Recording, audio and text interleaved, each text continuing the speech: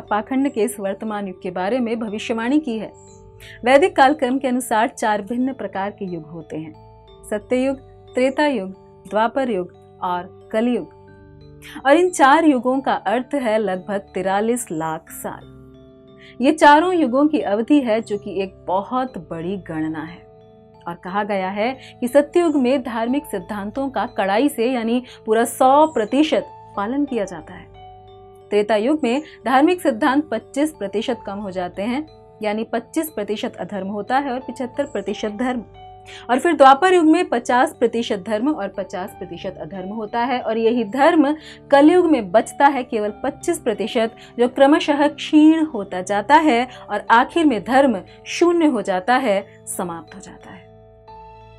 इस कलयुग का प्रारंभ कुरुक्षेत्र के युद्ध के तुरंत बाद हुआ, क्योंकि जब तक भगवान श्री कृष्ण के चरण कमल इस धरा से स्पर्शीभूत थे, तब तक कली प्रवेश न कर सका। और इस कलयुग के हमने अभी कुल 5000 वर्ष बिताए हैं और 4,27,000 साल अभी भी बाकी हैं। और कलयुग का ये वर्णन श्रीमद् भागवतम के 12वें स्कंध में दिया गया है, जिसकी रचना स्वयं भगवान के अवतार श्रील व्यास देव जी ने की है। क्योंकि वे भूत, वर्तमान तथा भविष्य के ज्ञाता थे, अतः वे पूर्ण यथार्थता के साथ कलयुग का वर्णन कर सके। और ये वर्णन है कि कलयुग के प्रभाव से धर्म, सत्य, पवित्रता, क्षमा, दया, आयु, शारीरिक बल तथा स्मरण शक्ति दिन प्रतिदिन क्षीण होते जाएंगे। वित्तमेव कलौ नृणाम, यानी आप किसी तरह से धन प्राप्त करते हैं तो मानो आपने सब कुछ प्राप्त कर लिया। आप तीसरे दर्जे के, चौथे दर्जे के या 10वें दर्जे के व्यक्ति हो सकते हैं, किंतु यदि आप किसी भी तरह से धन प्राप्त कर लेते हैं तो आप बहुत प्रतिष्ठित व्यक्ति बन जाते हैं। आपके संस्कार, कुलीनता, शिक्षा या ज्ञान का प्रश्न ही नहीं रहता। यानी जिसकी लाठी उसकी भैंस वाली कहावत चरितार्थ होगी। यह कलयुग है। धर्म न्याय व्यवस्थायां कारणम बलमेव ही अवृत्ताय न्याय दौर्बल्यम पांडित्य चापलम वचः। यानी यदि आपके पास धन नहीं तो न्यायालय में आपको न्याय नहीं मिलेगा। अतः धन का महत्व है, वास्तविक योग्यता का नहीं।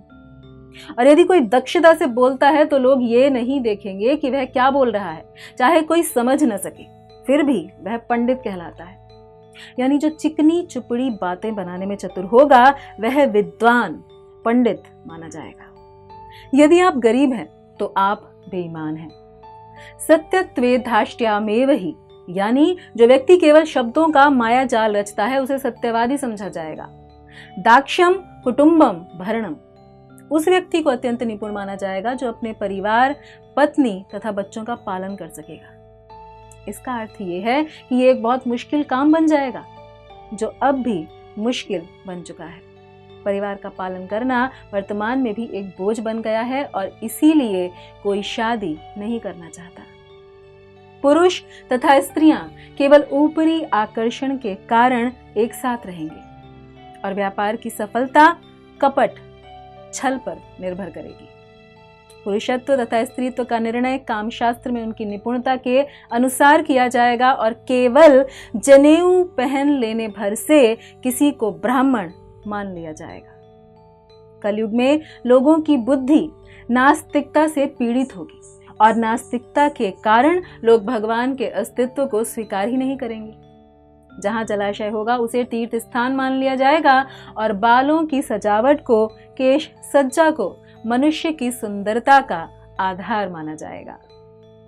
धर्म का पालन मात्र यश पाने के लिए होगा, चाहे उन्हें भगवान के विषय में कुछ पता हो या नहीं।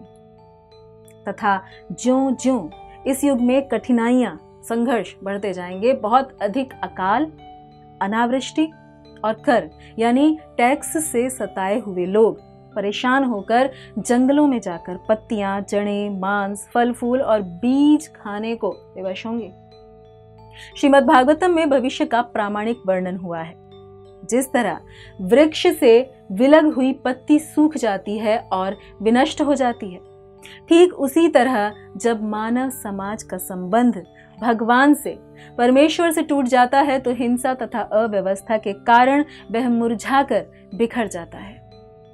एक छोटा सा उदाहरण कि हमारे पास कंप्यूटर और मिसाइल है, एटम बॉम्ब है, लेकिन यदि भगवान वर्षा ही नहीं करें तो हम भूखों मर जाएंगे। और इस तरह से शीत, उष्ण, ओलों की वर्षा, इन सब से व्यथित होते होते धीरे धीरे मनुष्य की जीवन अवधि बहुत कम हो जाएगी। शरीर भी धीरे धीरे आकार में कम होते चले जाएंगे और सबसे प्रसिद्ध व्यवसाय होंगे चुराना, झूठ बोलना और हिंसा करना।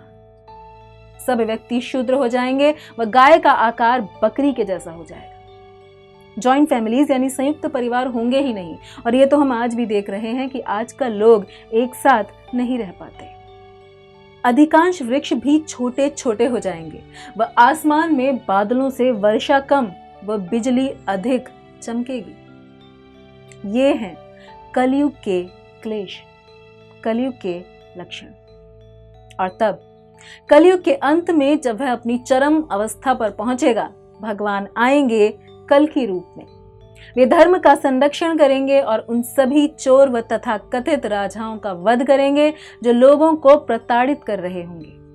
और तब भगवान पुनः सत्य युग की स्थापना करेंगे और फिर वही प्रक्रिया प्रारंभ होती है कि सत्ययुग, त्रेता, द्वापर और फिर कलयुग।